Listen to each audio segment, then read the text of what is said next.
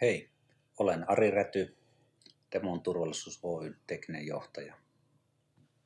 Oma tehtäväni teknisenä johtajana on auttaa asiakkaitani, kuntia, kaupunkia, seurakuntia, vähittäiskauppaa ja huoltoasemia valvontajärjestelmien avulla vähentämään kustannuksia ja tehostamaan toimintaa. Kyllä näiden yhteiseen suurin ongelma on se, että eihän nämä päättäjät ole tämän alan ammattilaisia. Yleensä nämä ovat talousihmisiä seurakuntapuolella. Sitten kaupungeissa ja kunnissa täällä on rakennusalan koulutuksen saaneita paljon, jotka joutuvat päättämään kymmenistä erilaisista valvontajärjestelmistä. He kaipaavat sellaista yhtä ammattimaista tahoa, joka toisivat heille suurin piirtein avaimet kouraan valmiina nämä järjestelmät. Toinen tietysti iso ongelma on, kuten jokainen tietää, niin talous, joka on erittäin tiukalla. Määrärahoja leikataan joka vuosi ja tehokkuutta vaaditaan lisää. Että kyllä täällä kuntapäättäjät ovat tosi helisemässä näiden asioiden kanssa. Aikaisemmin järjestelmät rakennettiin kiinteistökohtaisesti. Jokaisessa kohteessa oli tallentimet ja vielä esiintyy paljon järjestelmiä, jotka perustuvat vanhaan analogiseen tekniikkaan, kuvanlaatuun nykypäivän verrattuna ja niihin tarpeisiin nähden todella heikko. Esimerkiksi yöllä, niin kyllä se on katsottava, onko kuuvaloa vai onko siellä pelkkää mustaa.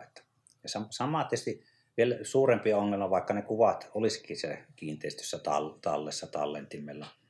On monia käyttäjiä, vakuutusyhtiöitä, vartiointiliikkeitä, poliisia. Ei heillä ole mitään pääsyä niihin kuviin. Monesti kun jotain tapahtuu, niin tekninen johtaja ottaa muistitikun ja lähtee niitä kuvia hakemaan siltä 30 kilometrin päässä olevasta kiinteistöstä. Ja kyllä se nyt on todella turhauttavaa. Monella kunnalla voi olla 60 kiinteistöä ja jokaisessa ne tallentimet. Myös näitä tallentimia hyvin paljon rikkoutuu, jolloin kovalevyjä joudutaan korjaamaan, vaihtelemaan. Siellä on tuulettimia. Ja sitten sen tietää, kustannukset ovat todella massiiviset kymmenien tallentimien korjauksessa. Sitten on havaittu sitä, että kun joskus joku tapahtumaan lähdetään niitä kuvia hakemaan, niin laitteet voi olla, että on 4 kuukautta ollut toimimattomana. Että ukkonen on joskus keväällä särkenyt ja syksyllä kun tutkitaan jotain kesällä ollut murtotapahtumaa, niin kas kummaa, ei mitään kuvia ollutkaan järjestelmistä jäljellä. Olen tuossa kauppiaan poika, isä ja äiti oli kauppiaana ja sitten mä 80-luvulla kouluttauduin ensin sähköasentajaksi, myöhemmin sähköteknikoksi ja Tampereen yliopistossa opiskelin opettajaksi. Toimin useita vuosia ammattikoulussa sähköasentien opettajana ja viimeisiksi tuolla Outokummun sivukoululla. Valitettavasti tämä opinahjo lakkautettiin, jossa mä opetin ja jouduin työttömäksi. Mä rupesin kiertämään Pohjois-Karjalan alueella kaikkia kauppoja ovesta oveen. Ja suoraan sanoen menin kauppiaiden juttusille ja kysyin, että voisinko mä teknisesti auttaa noissa hävikki, varkaus ja ilkivaltaongelmissa. Ja me todella äkkiä päästiin. Taisi olla niin, että 3.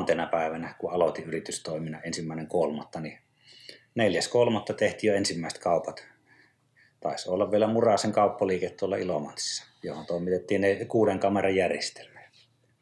No siinähän kävi niin, että siinä kylällä oli Tepoli ja samaten K-kauppias. Nehän osti saman tien ne muut vehkeet. Mä jouduin heti alusta lähtien palkkaamaan 6 kappaletta asenteita, saatiin myös nämä toimitukset tehtyä. Siitä tämä sitten kaikki alkoi. Näitähän rupesi kiihtyvällä vauhdilla menemään kaupaksi ja ensimmäisen 3 vuoden aikana myimme 1500 järjestelmää. Tänä päivänä valvontajärjestelmien vaatimukset ovat tosi moninaiset, että käyttäjiä on paljon, siellä on erilaisia rooleja. Nyt viranomaiset, poliisi, palokunta, samoin vartiointiliike, asiakkaan omat, myös vakuutusyhtiöt haluaa päästä näihin tietoihin, varsinkin sitten kun on jotain vahinkoa sattunut. aiemmat tekniset ratkaisut eivät taipuneet näihin, niillä ei ollut mahdollista mitenkään toteuttaa näitä rooleja ja tätä avoimuutta ja saatavuutta näihin tietoihin. Käytännössä on todettu, ja mitä pystytään tällä hetkellä teknisesti rakentamaan, on tämmöinen keskitetty kamerapalvelu tai yleensä valvontapalvelu, johon kaikki tiedot kasataan. Onko ne sitten palojärjestelmiä, kamerakuvia, murtohälytys tai jotain lämpötilatietoja. Teknisesti tämä on ainut tällainen internetpohjainen keskitetty järjestelmä, jolla tekniikka voidaan hoitaa ja kaikille käyttäjille taata nämä oikeudet ja pääsy näihin välittömästi. Kyllä tänä päivänä niin ei ole mitään eroa, millä onko iPadin, älykännykkä, minkälainen tietokone tahansa, kun vaan on internetyhteys. Tämä keskitetty palvelu on avoin palvelu, johon sulla on sähköpostiosoite ja käyttäjätunnus, mistä tahansa olet vaikka toisella puolella maapalloa, niin pääset näihin tietoihin käsiksi. Järjestelmä helpottaa päivittäistä toimintaa valtavasti. Kaikki ylläpitoon, siihen omaan päivityksen hallintaan ylimääräiset työt jäävät pois, jolloin käyttäjille jää vain järjestelmän käyttö. Me Demon turvallisuudessa toimittajana huolehdimme siitä, että järjestelmä on 24 tuntia joka vuorokausi käytettävissä ympäri vuoden, mistä tahansa internet-selaimella. Kaikkein paras tapa on pyytää toimittajalta referenssilista, asiakkaan nimi ja olla suoraan esimerkiksi kunta-asiakkaassa suoraan kunnan teknisiin johtajiin, käyttäjiin yhteydessä. Varmistaa sieltä, että minkälainen toimittaja on, minkälainen sen järjestelmä on, toimiiko se siellä, mitkä ne käyttäjäkokemukset on.